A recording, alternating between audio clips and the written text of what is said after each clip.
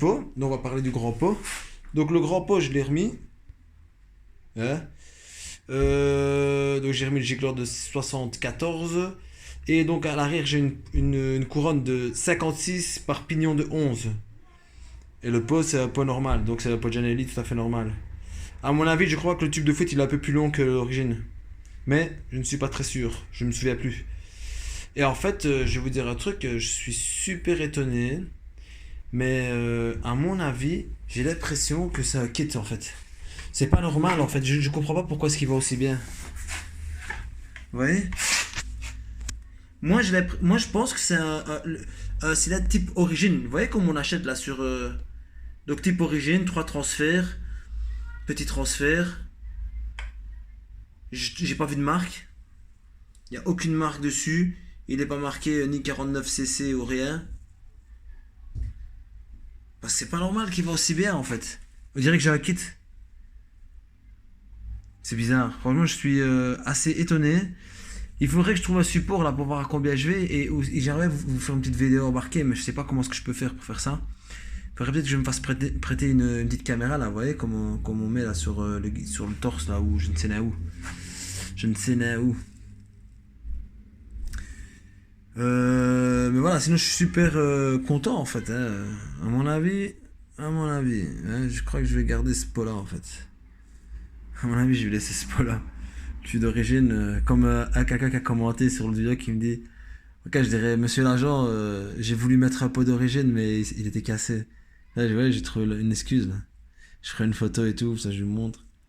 Désolé, je suis de bonne foi, mais j'ai fait ce que j'ai pu, monsieur l'agent. Et voilà, donc ça c'est par rapport au truc. Donc là, j'ai vérifié la bougie, parce qu'en fait, j'ai voulu vérifier la bougie, parce que j'avais pas vérifié la bougie avec le petit pot. Et en fait, ça ne sert à rien, il y a une perte au pot, ça peut... À mon avis, ça peut changer en fait la couleur de la bougie. Donc j'ai pas vérifié. Là, j'ai revérifié la bougie, elle est magnifique. Elle a une super belle couleur. Après une belle petite balade que je me suis fait. D'ailleurs, je suis tombé en réserve, il faudrait que je mette de l'essence. Et en fait, je vais répondre ici aux personnes qui m'ont commenté. Je sais pas si elles vont voir la vidéo. En fait, tout le monde me dit en fait ici donc de fermer ça. Non. De bouger. Il y en a un qui il a été plus malin. Il y en a un qui a été plus malin. En fait, il y en a un qui m'a dit de reprendre un truc comme ça. À la limite, je reprends un que j'ai pas meulé, comme ça il y a plus d'espace. Et en fait, c'est de virer le filet et de le faire tomber ici, en fait. Hein? De le faire tomber dedans et puis de remettre un comme ça par-dessus. Ou un boulon. Quelque chose en tout cas. Mais le souci, c'est que quand je vais serrer, il y a des chances que la fourche se serre avec. Mais normalement non. Parce que l'autre, le deuxième, celui-là que je vais mettre sans filet, il va venir contre. Mais le deuxième que je vais faire, c'est lui qui fera contre écrou en fait. Donc quand je vais serrer le thé de fourche au-dessus, normalement ça devrait aller. Mais en fait, si je fais ça, ben, ça aura servi à rien de descendre ma... Ouais. Donc voilà. Une solution... Hein, qui reste, si maintenant je trouve pas de filière pour faire le filet, eh ben, en fait ce que je peux faire c'est remonter ici. Donc je remonte la bague en fait qui sert de glissière pour les roulements là, et je peux remettre un genre de cale en fait de ce qu'il me faut en fait ici, hein, d'1 centimètre on va dire, pour surélever. Ben, en fait un peu à la base comment c'était avant. Je sais pas si vous vous rappelez il y avait une lèvre ici que j'ai virée. Pour gagner du tube, mais là j'en ai trop maintenant. Et ben en fait, ce serait faire ça, ce serait mettre une cale d'1 centimètre ici pour surélever ce truc-là et pour qu'il arrive en fait en quelque sorte comme ça. Parce que là, vous voyez, il y a du filet. Donc, je sais pas combien est-ce que je dois. Vous voyez, là la fourche elle est. Voilà, là elle est à fond. Donc, vous voyez, il n'y a pas beaucoup en fait. Attends, il va zoomer, voilà.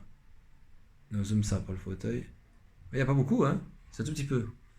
Mais je vais quand même trouver une filière. Franchement, je préfère trouver une filière et même à raccourcir ça après. Mais je préfère trouver une filière. Ça, je termine le filet, il n'y a aucun problème. C'est parce que ça coûte. Si au pire des cas, je trouve pas, alors je trouverai la deuxième option pour là. Donc c'est ça. Merci pour les conseils là par rapport à ça. Mais voilà, moi, si c'est pour remettre une cale ici, ça ne sert à rien parce que j'ai envie de conserver en fait le côté plus bas. Donc pour la barre de renfort, au début je voulais faire une barre de renfort qui vient se mettre ici pour pouvoir mettre la selle et tout ça, mais c'est pas une très bonne idée parce que c'est un peu une complication et en plus si je arc mon truc ça va affaiblir. Ici ce que je vais faire en fait de ce côté-ci c'est déjà voir si l'inclinaison elle est bonne. Vas-y zoom. Zoom. Voilà, si l'inclinaison elle est bonne mais ça m'étonnerait. Et après de ce côté-ci, le côté le plus bas, c'est faire une fente en fait. Donc une fente ici. Et descendre la fente jusqu'à ce que ça corresponde. Donc je mets la barre ici et puis je fais la fente jusqu'à ce que ça corresponde. Ouais. Donc heureusement il me reste ce morceau là et ça va tomber pile poil en fait. Regardez ici on voit la couleur dorée en fait. Vous voyez? Et là aussi. Parce qu'en fait il soude avec ça en fait. J'ai demandé, on m'a dit que c'était plus facile de souder avec ça, je ne sais pas pourquoi. J'ai toujours cru que c'était de l'étain, mais je pense pas que ce soit de l'étain. Mon oncle, il est soudeur, il m'a dit, mais à mon avis, je crois qu'il se gourre aussi parce que c'est pas ça. Lui, il me disait carrément de l'inox. Il m'a dit, vas-y, ponce, tu verras que c'est un clair qui dit. Je dis, non, non, non, non, quand tu ponces, il reste comme ça en fait. Donc voilà. Ben voilà. C'est ce que vous voulez que je vous dise de plus. Et allez, je vais vous montrer une astuce aussi.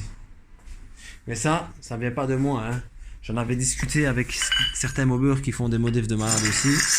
En fait, vous voyez le truc du... Ici. Il y a une platine ici. C'est celle-là, en fait, vous voyez. En fait, ça, dedans, il y a un filet. Hein. C'est le filet qui vient ici. En fait, ce qu'on peut faire, c'est que ici, vous voyez, il y a une gorge. En même temps, je donne des trucs. Bon, en fait, regardez, ça tombe dedans, en fait. Vous voyez. Et en fait, ce qui est bien, c'est que ça laisse un espace. Donc, il faut le dégraisser. Donc, il faut le mettre comme il faut. Hein. Il se bloque en fait. Voilà, là il est bloqué. Voilà, là il est bloqué. Je sais pas pourquoi il se bloque tout seul. Tant mieux, hein. On va pas se plaindre. Mais il faudrait que je la mette comme il faut. En fait, je sais pas. C'est que ça se bloque. Ah ouais, parce qu'en fait c'est arrondi. Donc il va aller se mettre. Voilà, ici c'est beaucoup plus facile. Voilà. Une fois qu'il est ici, vous voyez, il se bloque. Donc, ce qu'il faudrait faire, c'est le nettoyer, déjà le dégraisser parce qu'il est dégueulasse. Et alors, ce serait le mettre convenablement. Je sais pas comment. Voilà, le mettre comme ça. Et en fait, faire un cordon ici. Parce que le filet, il est assez loin. Donc, faire un cordon ici. Le meuler. Et là, quand ce sera bien nettoyé tout ça, franchement, ça ne bougera plus. Et en fait, ce qu'il y a, c'est que... Bon, c'est pas un super système. Mais en fait, le disque, si ma mémoire est bonne, il va rentrer là-dedans. Et quand tu vas freiner, en fait, ça va serrer, en fait. Parce que ça va dans l'autre sens. Donc quand tu freines, ça serre le disque. Maintenant, je ne sais pas si le filet pourrait sauter. Donc si le filet saute, ça veut dire que la jante va continuer à tourner et le disque va s'arrêter, mais la jante va continuer à tourner. Donc c'est pas un super système. Ou alors, ce serait carrément enlever le pignon et puis souder carrément le disque à la jante. Mais encore une fois, c'est pas une bonne idée parce que quand le disque sera usé, ben, il faut disquer pour l'enlever.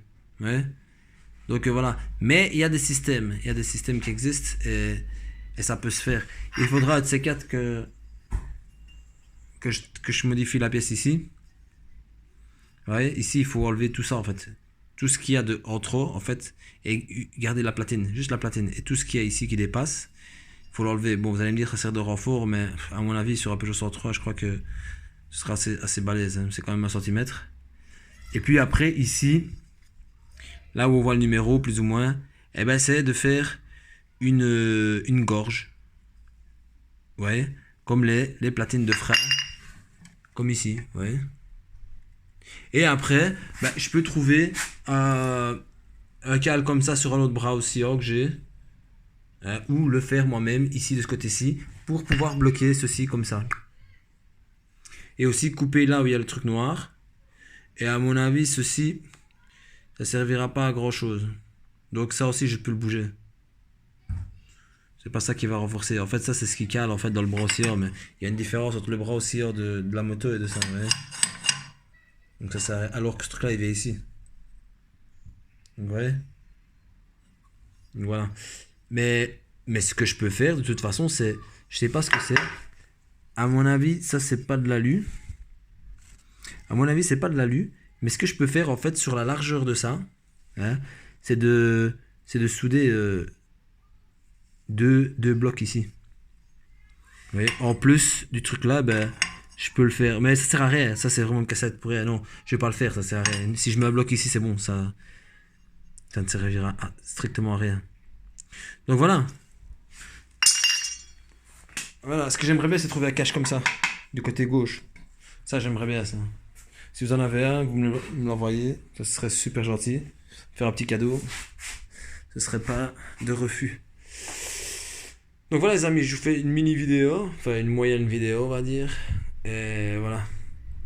Donc, à bientôt, donnez-moi des idées s'il y a un truc qui m'a échappé ou quoi. D'ailleurs, c'est pour ça que je fais des vidéos, hein, c'est pour... Au début j'étais parti pour faire des tutos, mais parce qu'au début il n'y avait pas autant de monde avant en fait qui faisait des... Maintenant il y a tout le monde qui fait des vidéos, donc voilà, si ça ne sert à rien, s'il y a des autres qui le font, je vois pas pourquoi je devrais le faire. Et voilà, voilà. Mais ça, franchement, il y a des trucs qui servent. Parce que moi, je me rappelle quand j'ai commencé la mob, il y a plein de trucs qui m'ont fait péter les plombs. Parce que ici, en fait, je vais faire un petit cours d'histoire. Ici, où j'habite moi, hein, à Liège, Liège, c'est à, on va dire, 20 minutes en voiture de la Hollande. Donc, c'est pas loin du tout. Par contre, la France, c'est plus loin. Pour aller en France, il me faut peut-être 2 heures. Même peut-être plus. Hein?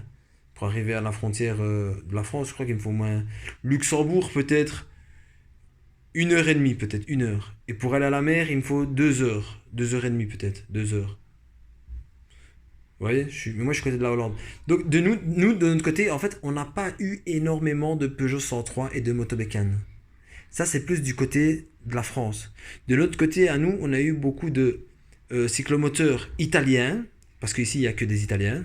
Hein, avec la mine, le charbonnage et tout ça, il n'y a eu que des Siciliens en fait, qui sont venus, il y a un petit peu d'Italiens. Et il n'y a eu que des Garelli, des Cic, des Piaggio, ça il y en a eu quand même pas mal. Et aussi il y a eu des Honda Camino. Ça il y en a eu plein. Comme ils disent aux États-Unis, les Honda Hobbit, là. Ben, c'est Honda Camino. Ça il y en a eu un paquet. Et ça coûte cher ça. Hein. Ça coûte cher. Vous pouvez en avoir pour 1000 euros. Beau, avec les papiers et tout, nickel et tout. Surtout quand c'est des modèles un peu spécifiques. Moi j'en avais un quand j'étais petit. Vous voyez, avec la selle de place, avec l'arceau et toutes les belles jantes. Enfin, vraiment le modèle d'origine, hein, bien sûr. Hein. Sorti comme ça, de chez Honda. Il y en a qui coûtent très cher, hein, 1000 euros. C'est comme les Dax. Les Dax, c'est quasi introuvable maintenant et ça coûte très cher. Maintenant, les Chinois, ils ont fait des monkeys là, avec les autocollants Honda. Mais c'est des faux, quoi. Ça vaut rien et c'est de la merde, hein, honnêtement. Donc voilà, je fais un petit cours d'histoire ici de mob. D'ailleurs, moi j'ai connu les mobylettes.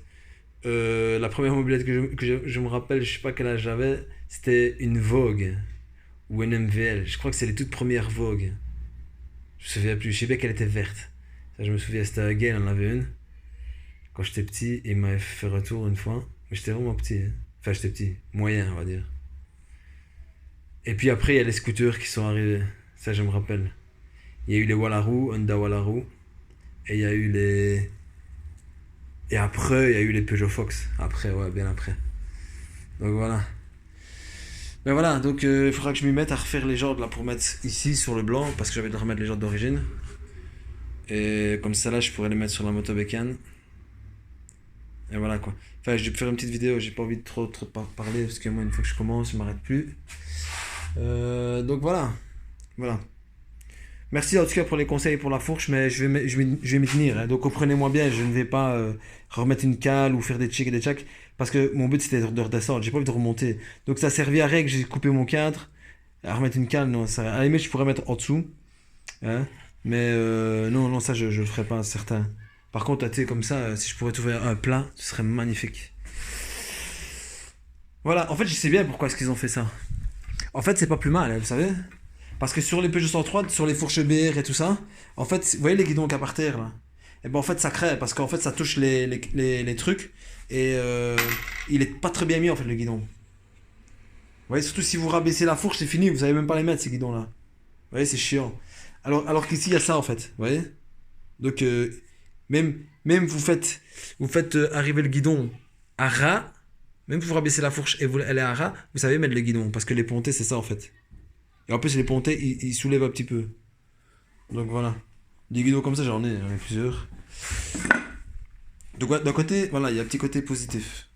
Je sais pas si ça servait à ça, mais c'est possible que ça serve à ça. C'est possible. C'est possible. Bon, voilà, là, je m'arrête. C'est dit, c'est fait, je m'arrête. À bientôt et salut les amis.